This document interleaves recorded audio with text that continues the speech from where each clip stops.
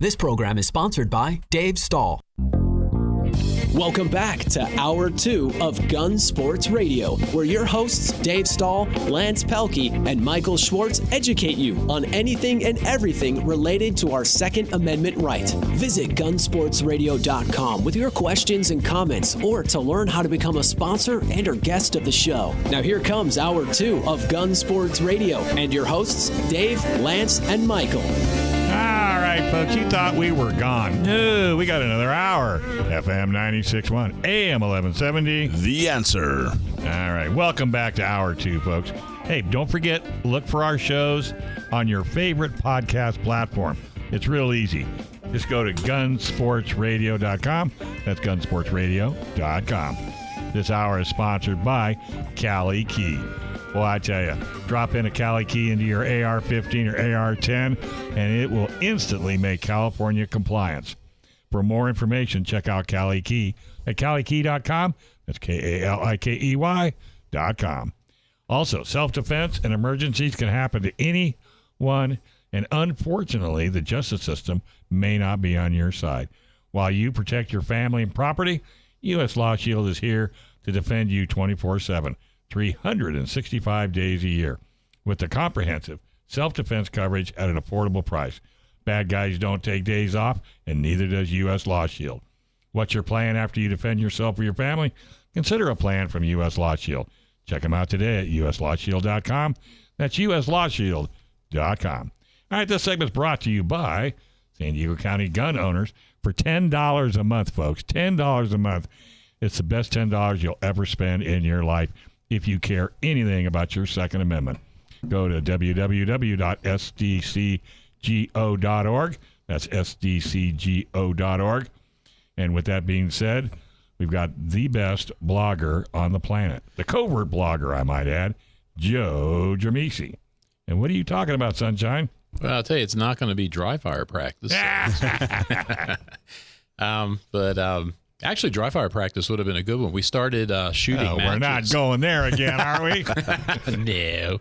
But we started back up at Pala yesterday and had an interesting, a lot of people could have had some, or probably thinking about the dry fire practice they didn't do over the last 2 months. Oh, really? A little rusty, shaking some rust off. Are they open the range? They did. We broke it up a little bit, so we had smaller squads, and they spread them out over 2 shifts. But it was working pretty well. The problem was when I got to my first stage and took my first shot, when I pulled the trigger, I got 2 shots. And then I pulled it again, I got 2 more shots, which is a cool feature. What a neat gun. They frown on that. Don't tell California. So, your Glock 34 turned into a Glock 18, just like that. Yeah, just like that. And, the first time, too, my Glocks never fail like Remember that. what you said last time? Yeah. This thing's been bulletproof. I've never had a problem. Right, so I jinxed it. But fortunately, the guys at the Glock store were great, so I just brought it in there. What was and they wrong fixed with it up? It was something in the trigger mechanism they had to swap out. Gotcha. But it worked fine after that. Because what's nice at the Glock store, too, they have their range there. So I made sure this time I brought ammo with me and shot a bunch of it in there just to make sure it was okay. But no, this week we're going to talk about the thing I didn't really want to be writing about and talking about again, but we're back to the COVID stuff. But what I was writing about, finally the protests, I guess, are starting, which I think are way overdue now. People are starting to, I think, get kind of fed up with this stuff. And what was interesting, I figured I'd poke the bear a little bit because in Michigan, they were doing a protest and people showed up there armed. They were all carrying guns and rifles and stuff. And, because if you throw that out there, that's a hot button thing. Is it? Because the article, I said, well, is it a good idea or a bad idea? Mm-hmm. And people were just going crazy, arguing back and forth on both sides of that. But it got the politicians' attention. Well, it's interesting because, on the one hand, it's probably not a good idea. Right. But, I mean, it's interesting because up there, for one, it's perfectly legal. Open carry is legal, and it's legal at their capital. So you can go on the capital property. Like here in California, for instance, you can't even carry concealed on Capitol grounds up there if you're up in the Sacramento area. Yeah. And but there it's completely legal. So, and these people were well behaved. They were, completely legal. Doing just a little intimidating their rights. Well, yeah, and the idea, and it's interesting because I kind of started out with the article. I said, okay, it's a good idea or bad idea. But then, you know, as soon as I said that, I said, but there's really a deeper, more serious issue here. And, you know, the deeper serious issue is this wasn't a Second Amendment protest that they were protesting. They were protesting the government overreach and the abuse of power in the Constitution that's been going on now under the guise of this, the COVID thing. And you're seeing that stuff all around the country. You're seeing it out here in California, finally, that people are standing up to this stuff because, and we were talking about this a little bit earlier, you know, in the beginning when this started 8 weeks ago or something, whenever this stuff started, you know, the policymakers, the politicians, these people were listening to these dire forecasts of, you know, 2.2 million deaths and this and that. And nobody knew. So, you know, I could give them a pass on all the modeling. And they took kind of drastic actions. And okay, I could see that. But, you know, for at least the last 4 weeks or so, it's been pretty obvious that, okay, the models aren't correct. Mm-hmm. This is not as serious, you know, as we were led to believe. But yet these restrictions are very serious. And if you look at what's happening, you know, economically around the country, it's devastating. And it's time to stop this. I mean, just out here in California, the other day, the CEO for Soup Plantation said they're done. Gone. 95 facilities there, I guess, or 95 restaurants. You know how many people work there? 4,000, they said. And 4,000 jobs gone. And for no reason at all. Mm-hmm. I mean, well, and you're one of the things that I noticed, just to step back a little bit. One of the things I noticed is the question you asked was, "Is it a good idea?" And a lot of the response tends to go to, well, you know, it's legal, or I'm able, or I should be able to.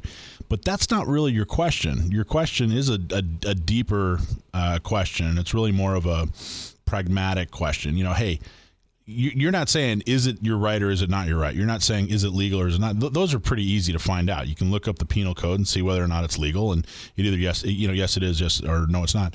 Your question was, is this a good idea? Is this something that will further our cause or hurt our cause? Will it make it better or make it worse? Yeah, is this something that is effective? Is this something that will change public policy, or will it help not change public policy? Yeah, and at a deeper level, and the articles I write, I try not to take a hardcore position. Yes, this is good, or yes, this is bad, you know, or no, it's not good. Is that what I'm saying? Yeah. And I kind of said in there, you know, it's probably not a good idea.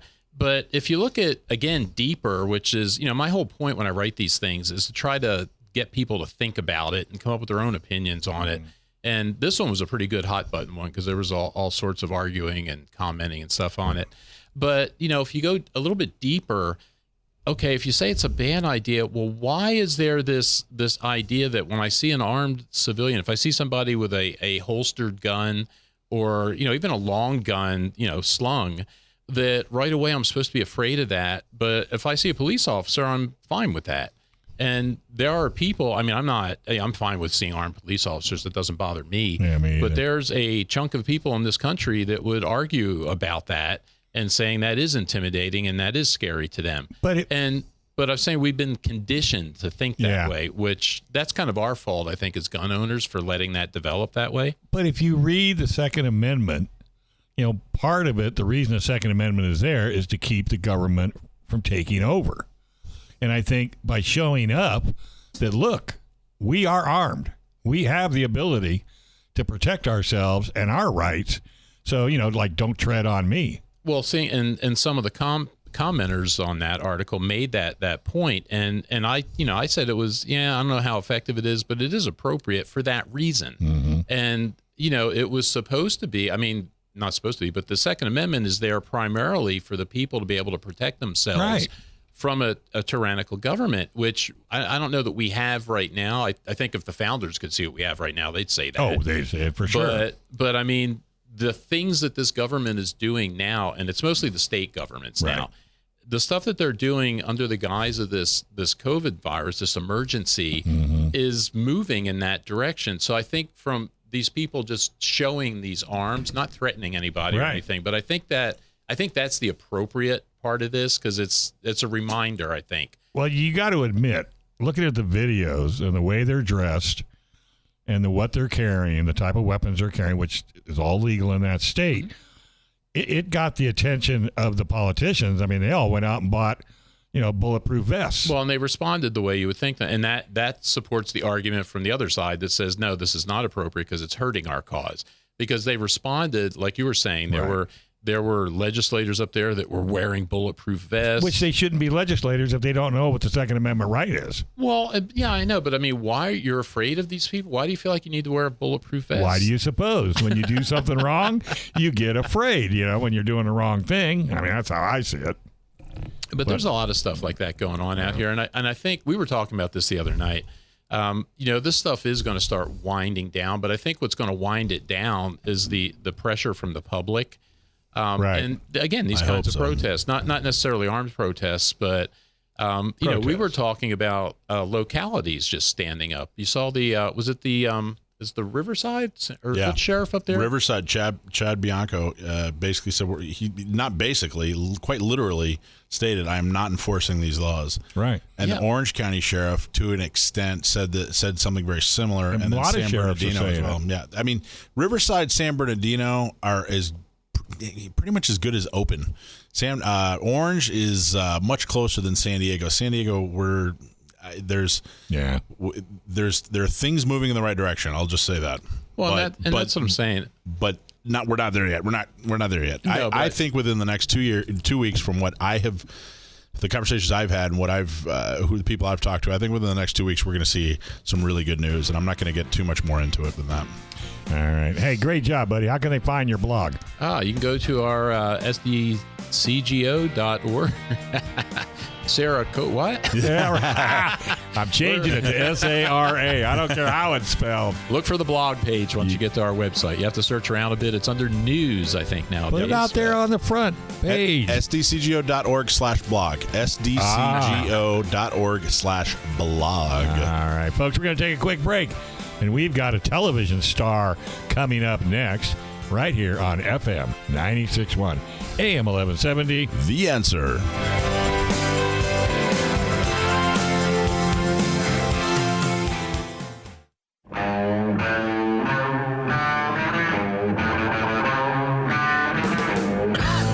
All right, folks. Welcome back. You're listening to Gun Sports Radio. FM 96.1, AM 1170. The Answer. California assault weapon laws makes it almost impossible to own an AR pattern rifle. What is the solution? That would be Cali Key.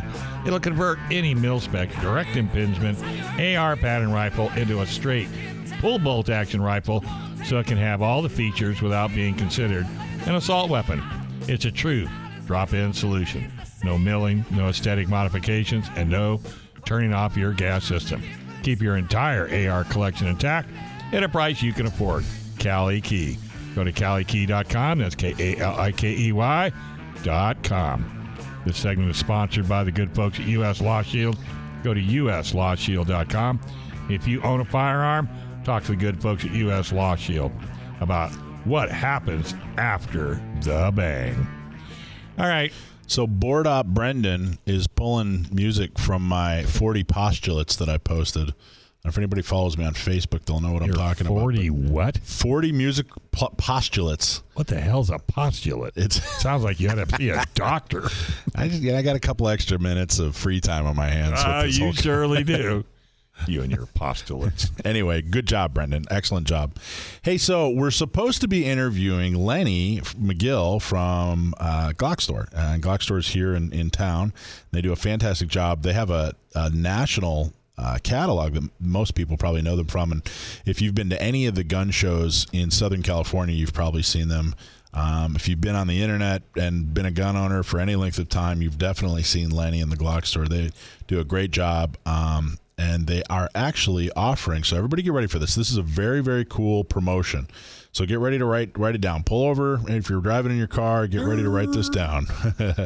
So the Glock Store offered a promo. It's code GUNSPORTS10, GUNSPORTS, GUNSPORTS10, and that will give you an enormous discount. It's valid until midnight a week from now, 5/17/2020.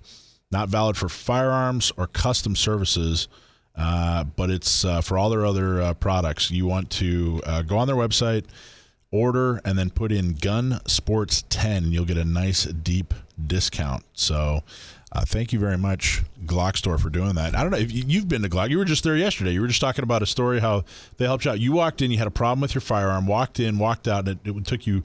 They fixed your problem and test your gun in less than an hour, right? And they're great, yeah. And again, I don't get to have many problems with the Glock, but yeah, you got to quit saying that. A couple of times I did. Yeah, you go in there, and that's what's really nice because, and it's one of the good features of a Glock too, is they're so simple for the most part. I mean, you go in there, they've got gunsmiths back there, they take it apart, and literally, 10, 15 minutes, and you're good. They've got all the parts they need. They have everything there, and something I did this time too. I brought some ammo with me, and since they have the 3 ranges there, you could actually take it in. You could, check it out, shoot your gun, and make sure everything's good. So, yeah, great service there. And even with the COVID stuff, it was not busy. I mean, there were people in there, but it was not bad. They had a sign-in sheet at the front. I pretty much went right in. I think I waited a few minutes or something, and they're great, doing a great job there.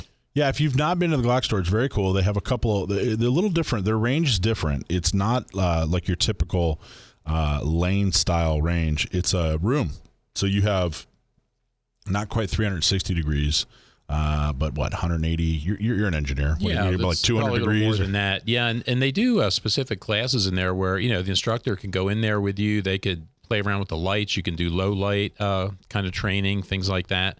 And the instructor can follow you around in there as you shoot in different directions. So it's good actually. They have a lot to do, or it's really just there's a lot they can do in there, I guess. And there's 3 different ranges I believe they have there at the store. Yeah, big, medium, and little. And that'd be small, medium, and large. Small, medium, and large. And a nice classroom facility too upstairs.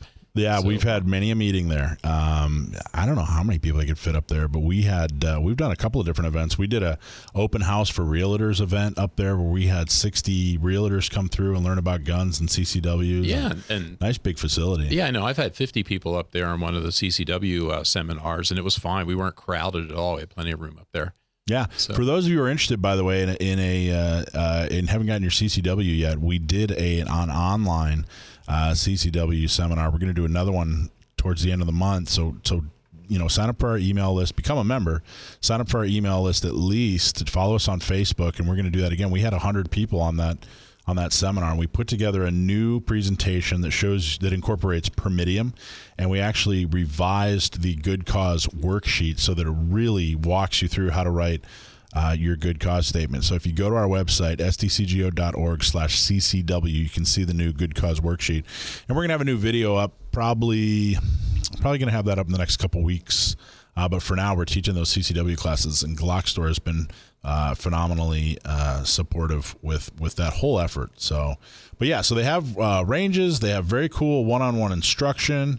They do all kinds of really cool stuff. But they also have, every kind of accessory. Yeah, every kind of Glock. Every kind of accessory. All kinds of really cool stuff. So they did, a full line of sights up there, sights for your handgun. There's a lot of extra stuff too. Apparel, I guess, is that what you call it? Yeah. A lot of cool Glock logo stuff. Yeah. But yeah, really a nice store. I enjoy going up there every time. It's just great service and a great store. A lot of stuff. Is that where you go mainly for? Because you were shooting a Glock 34. Is that why you went there? Right, 34. Yeah, and that's just because I've got 3 different Glocks, and the 30. I go there because I know I could go in and I'm going to get back out of there in 15, 20 minutes, and it's going to be fixed. As opposed to sometimes you've got to leave the gun. If you go to different places. Well, they're experts at what they do. Yeah, well, and it helps again that the Glocks are pretty simple. I think there's 3 pins on there. You push out, and the whole thing comes apart. Yeah. So it's easy for them to do that. Don't tell Michael that. Yeah. He'll never figure it out. Unless you lose the pins, or the spring goes. Well, but again, too, and that's part of why I think they're so reliable, because they're not so dependent on all that on precision technology. Stuff. Like I said, I got mine. The first one I bought was just because there was no thinking that went into it. It's just all the instructors at the class I took. I got to get one too. So, okay, I'll buy a Glock. And it worked out perfectly for me. And I got 2 more. So I got what class? What was your first class? I went to Poway, Weapons and Gear. I took a basic handgun class because I said, okay, I need to learn how to do this. So that was the first class I went to. So you took the class before you bought the gun? I did. And so you made the decision to buy a gun and then said, I'm going to take a class first. Yeah, because I wanted to buy a handgun. And I mean, aside from shooting one in the Navy, I really didn't have any experience, didn't know anything about it. So I thought, okay, let me go take a class and see what they do. So we went there. I rented a gun. And, I'd always heard about Glocks and stuff, and all the instructors had Glocks. So I thought, yeah, okay, well, this is fine. I mean, it feels okay. I didn't know anything else. So, and I was going to get a Glock 17, and when I went to buy it, they were out. So they said, well, try the 34. It's the same thing, a little bit longer. And so, okay. And as it turns out, that was actually better because I got into the competitive shooting. Sure. Yeah, and the 34 is probably a little bit better for that. So, I just got into it that way. That's funny that they talked you into the 34. Well, it's because they didn't have any 17s. So, I got up. I don't know if you even got upsold because I don't think it was a difference in price so much. But well, no, but it's just like buying a car. Worked out. Well, we don't have that 4-cylinder anymore, but we do have this V8. Here's a Corvette. Yeah, right. It'll be just as good. A little bit more price, but you'll love it. I understand you want a Taurus, but here's a Corvette. I know. Same thing. Same Four thing. Wheels. It's going to get you where you need to go, I'm telling you. So it's interesting. I got to tell you, I think that's one of my biggest regrets with guns is I started buying before I started learning. Right. And I think that you should go out there. That's a scary thought. Well, and I think a lot of especially men, we think we know everything. We think that we do, don't we? Shooting is about muscle and brawn, and it's not. It's just being ridiculous.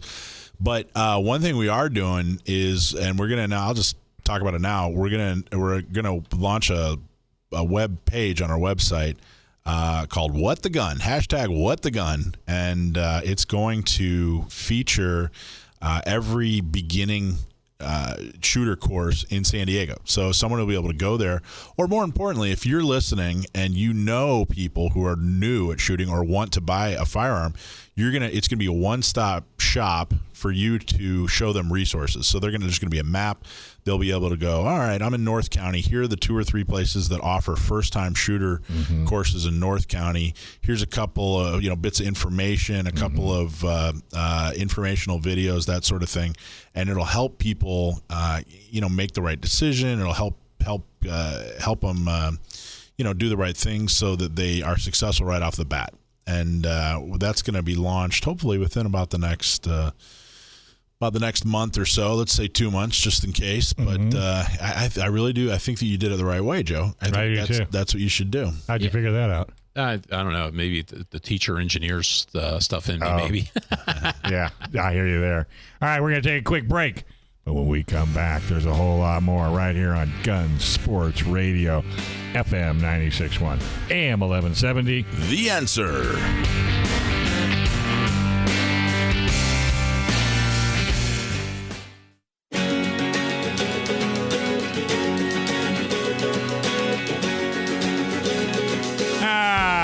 Folks, welcome back. You are listening to Gun Sports Radio, FM 96.1, AM 1170. The Answer. Hey, folks, A.O. Sword, man, they've got thousands of pandemic panic buyers. Just found out what San Diego shooters already knew. A.O. Sword Firearms in El Cajon has the widest selection of guns in the county. They have hundreds of different new and used guns in stock and everything you could want for an AR-15. Whether you're looking for the latest competition rifle, combat pistol, or a collectible cowboy iron, you'll find it all at A.O. Sword. They also have a professional gunsmith with a full machine shop. They can clean, repair, upgrade, or even customize your gun, including Cerakote. A.O. Sword Firearms is a 929 East Main Street, just off Mollison and El Cajon. Best of all, they are friendly, informed, and actively supporting your rights. See for yourself with their legal and technical updates on Facebook. Check out aosword.com or call them at 619-749-4867. And if you want to know how Cerakote's spelled, S-A-R-A-C-O-A-T. With that being said, we have our technical expert, David Chong, on the line. How you doing, bud? Yeah, I'm laughing too hard to talk. Hey, I'm changing the name on the script. It's S-A-R-A-C-O-A-T. Yeah. I got it. I'm just listening to Michael gracefully laugh at you in the background. I know, everybody laughs at me. Wait, he's laughing with you. Yeah. Right? Hey, but it sounded better, didn't it? As long as that's fantastic. As long as we're all laughing. Those sound like good people. Yeah, exactly. How you doing, buddy? Spell it phonetically next time. Good. I'm just expressing my love to all my moms and all the mothers out there. Happy Mother's Day. Absolutely. I wanted to talk today about handgun sights and sighting systems. Most guns come with white dot sights, the traditional 3-dot sights. There's some competition pistols or target pistols that come with blacked out bladed sights. But some of the higher end guns, as well as option packages on everything from Glocks to HKs, do have night sights available. And I really recommend night sights at least for a defensive handgun, because odds are somebody who needs shooting because they're a bad guy, they tend to do their stuff at night, and even they're likely indoors. And so if you have to pull your pistol out in self-defense, you're going to be able to see those sights to line them up on the target. We're good guys, and so we own every bullet we send down range. So we want to be sure that every time we press that trigger, it's going into our intended target. So, Dave, let me ask you this dummy question. What's the difference between a daytime sight and a nighttime sight? Sure.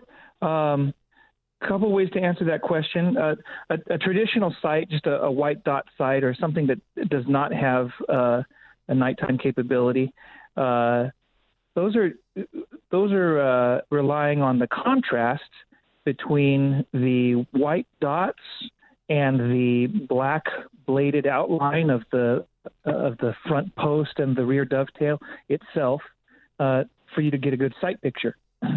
Of course, at night you're not going to have any contrast because everything's dark. Mm-hmm. So you really can't see where you're aiming unless you happen to be shooting into a well-lit space, which is often not the case.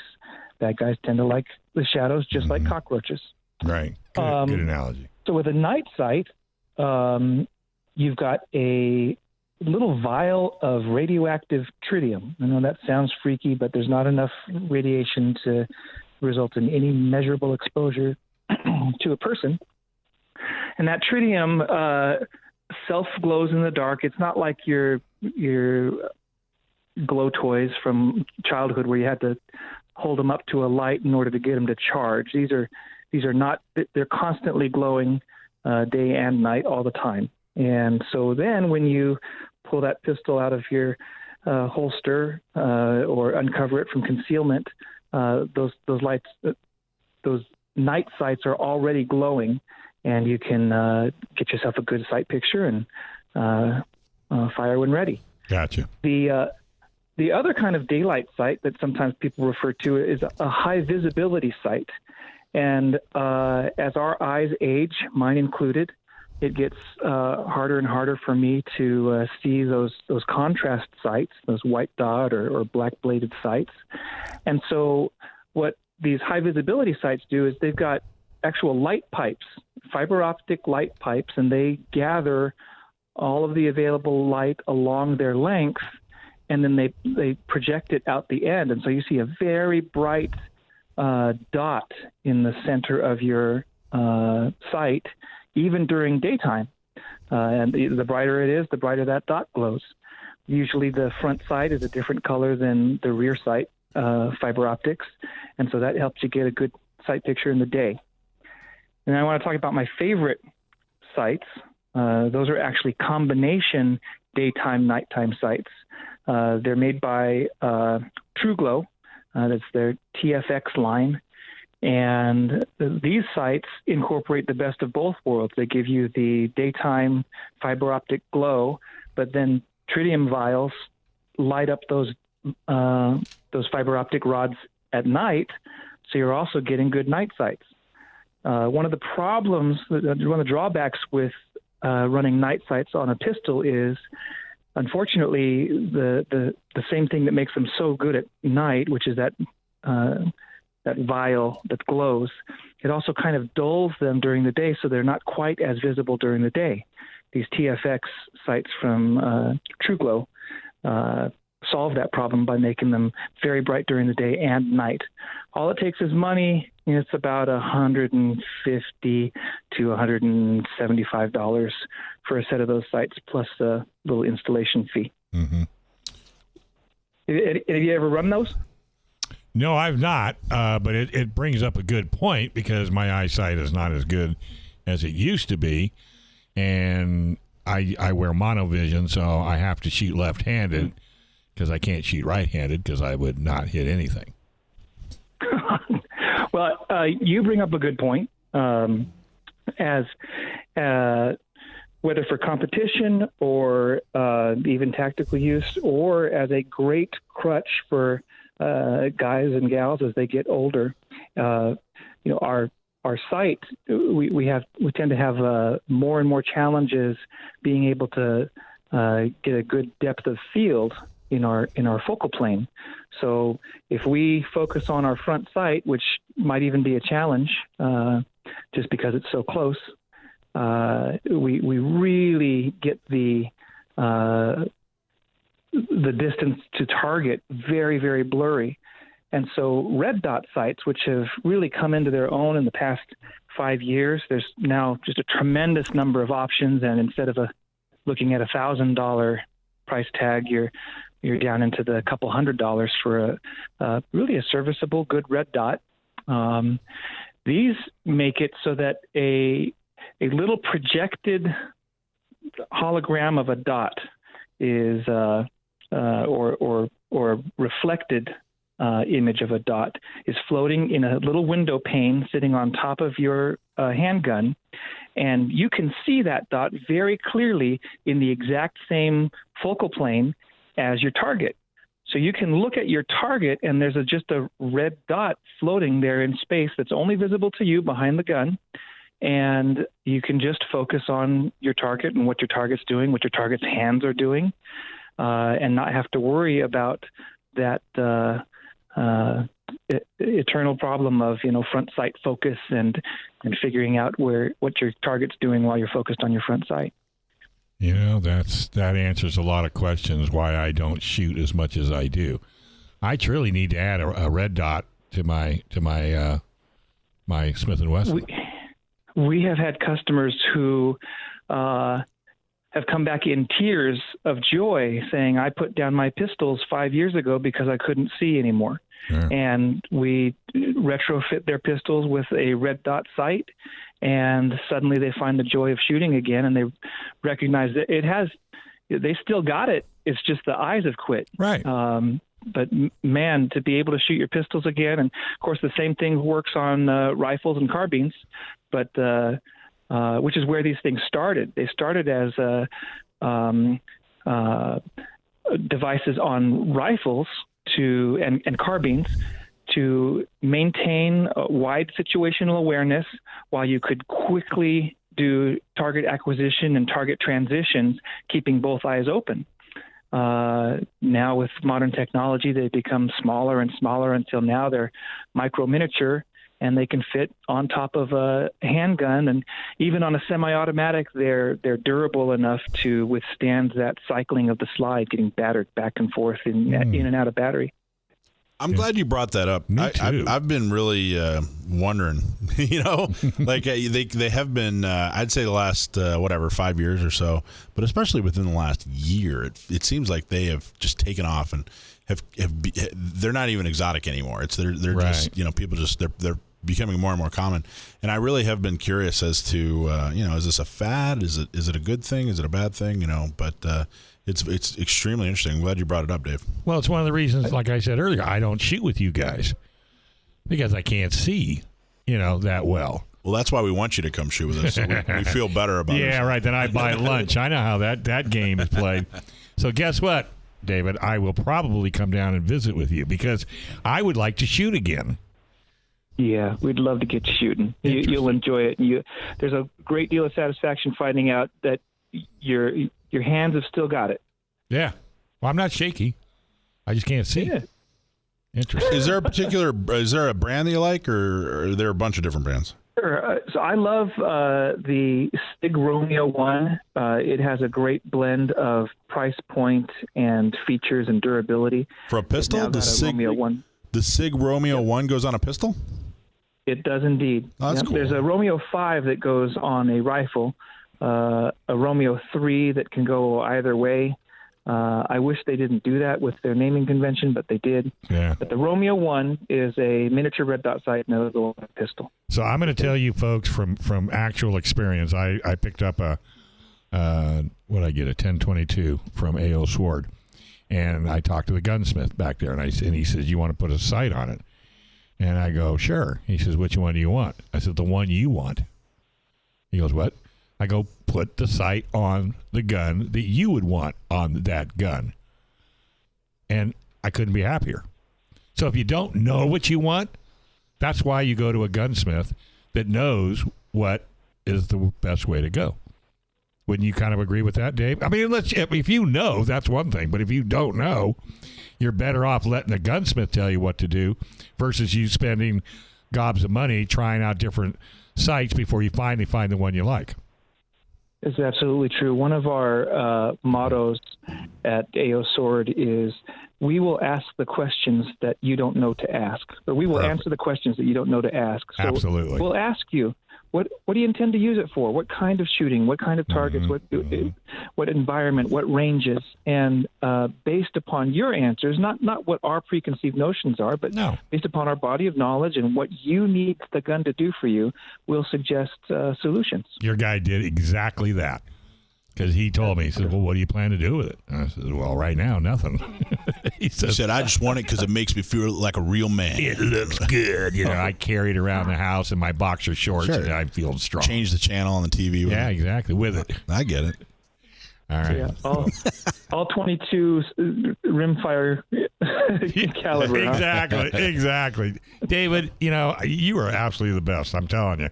And it's just a joy having you on. Truly. I mean, you treat everybody like as if it was their first time shooting, and they're happy with it, whether you're a full-time shooter or a first-time shooter. You want somebody that has the patience to walk you down the road, and you don't spend any more money than you have to, and you're happy when you're done. Thanks, buddy. You're the best. Thanks for having me. Appreciate you guys. AOSword.com, folks. That's where they got Cerakote. You can't get it any better. Cerakote. Cerakote. Saracoat. Right here on FM 96.1, AM 1170. The Answer.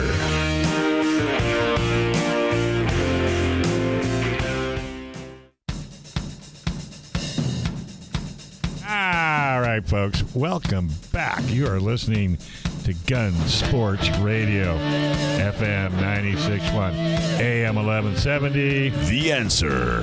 All right, folks. Hey, California assault weapon laws make it almost impossible to own an AR pattern rifle. What's the solution? Cali Key. It'll convert any mil-spec, direct impingement, AR platform rifle into a straight pull-bolt action rifle so it can have all the features without being considered an assault weapon. It's a true drop-in solution. No milling, no aesthetic modifications, and no turning off your gas system. Keep your entire AR collection intact at a price you can afford with Cali Key. Check out Cali Key at CaliKey.com, KaliKey.com. Self-defense and emergencies can happen to anyone, and unfortunately, the justice system may not be on your side. While you protect your family and property, U.S. Law Shield is here, to defend you 24/7, 365 days a year with the comprehensive self-defense coverage at an affordable price. Bad guys don't take days off, and neither does our coverage. What's your plan after you defend yourself or your family? Consider a plan from U.S. Law Shield. Check them out today at uslawshield.com. That's uslawshield.com. PRMI Mortgage, PRMI Mortgage, res.com/Alpine. That's the refi bell has been ringing for many, and the home mortgage interest rates have dropped to the floor. And it's a very historic low. So if you're looking to buy, refi, or if you're considering a reverse mortgage, call our local mortgage guy that you can trust. Call Chris Wiley at PRMI Mortgage. For nearly 25 years, Chris has been helping local San Diegans with all their mortgage needs. Call Chris Wiley at 619-722-1303 or primeres.com/Alpine. All right. Our favorite segment is on as we speak. Before we launch into the segment, though, you were talking about you always do a really great job of promoting membership to San Diego County Gun Owners. Absolutely. Appreciate that very much. My pleasure. Like you said, the very cheapest that you can get involved is $10 a month. And I was thinking a little bit about it when you were talking, and I got to tell you, I've said it before. I don't think it gets said enough. That is the most effective $10 that you can give in politics, without a doubt. Period. Yeah. And, you know, we're in the middle of a crisis, and no matter where you are on the spectrum of opinions on this crisis, there are elected officials whose mettle is being tested right now. Yep.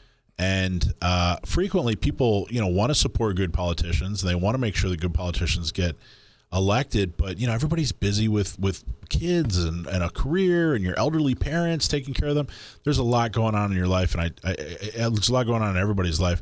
So you don't know where to put that money. You don't know how to support these politicians. And that $10 that you donate to San Diego County Gun Owners so that we can vet these politicians and get the word out about who to vote for. I mean, that's the most effective $10 you can possibly spend. Because I tell you, I get hit daily.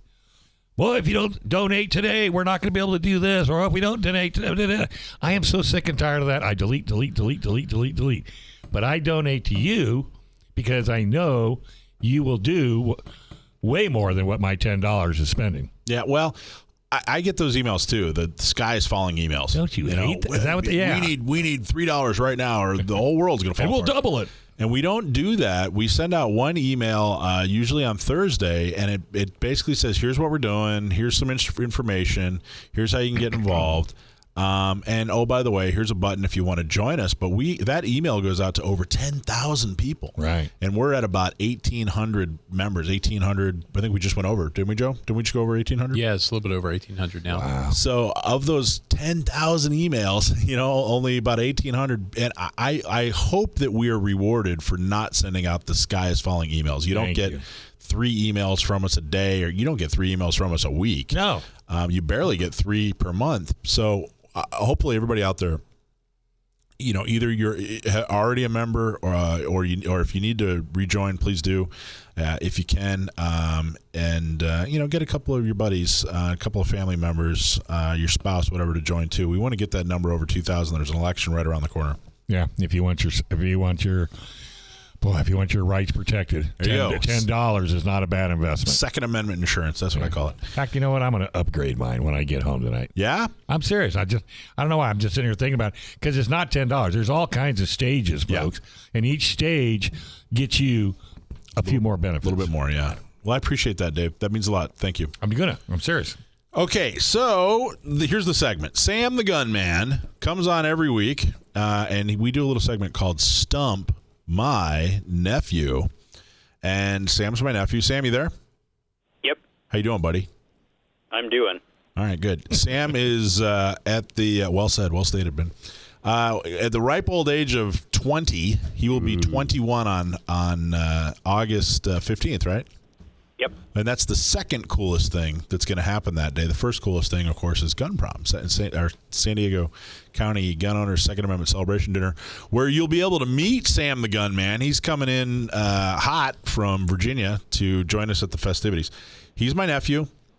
He's really good at gun trivia. So every week we have somebody write in and ask a question. If we use your question, you get a T-shirt. If you stump my nephew, you get the T-shirt and you get a hat. There you go. Hey, you been listening, Sam?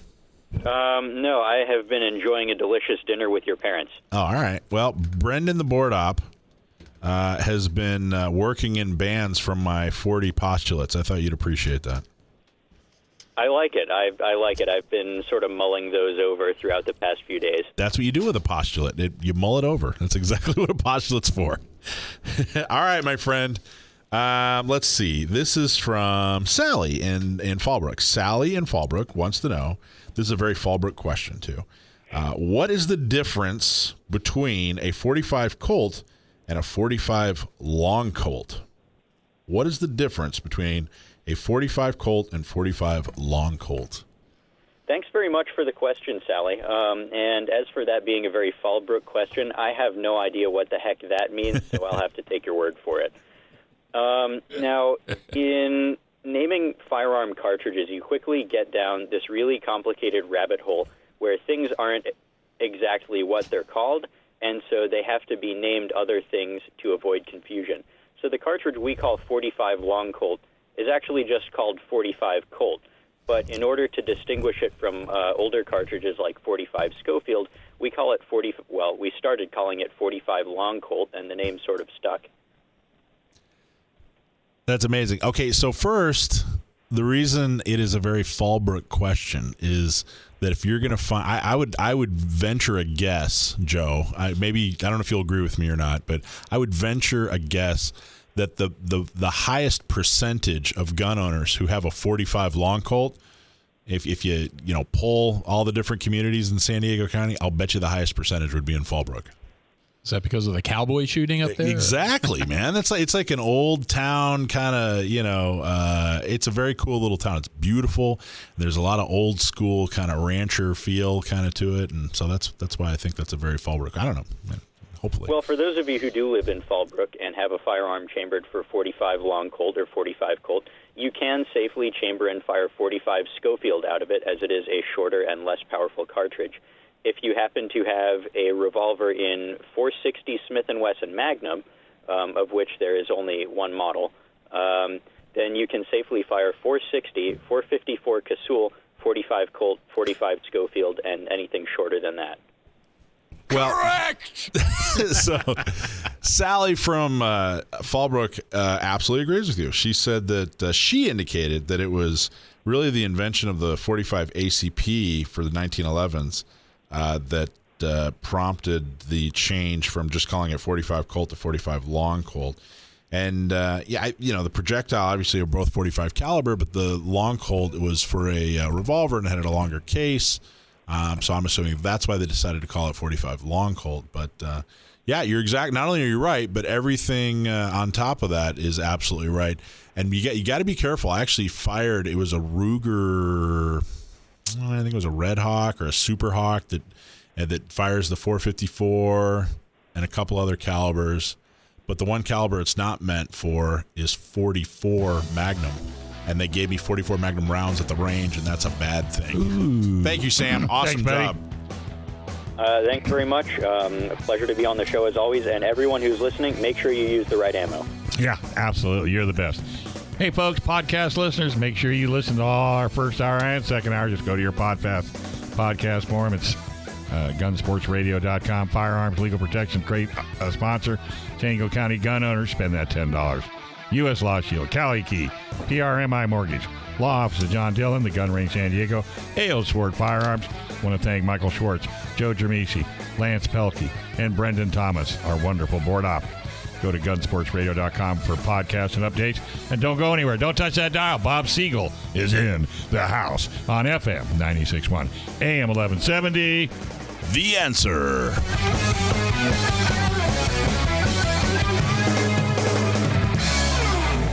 This program is sponsored by Dave Stahl.